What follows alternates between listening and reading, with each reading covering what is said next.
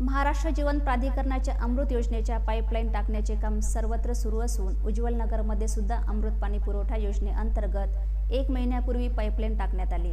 उज्ज्वल नगरमध्ये अमृत योजनेची पाईपलाईन टाकताना केलेल्या खड्ड्याचा मुरुम टाकून व्यवस्थित भरणा केला नसल्यामुळे उज्ज्वल नगरमध्ये खड्ड्यांचे साम्राज्य निर्माण झाले आहे।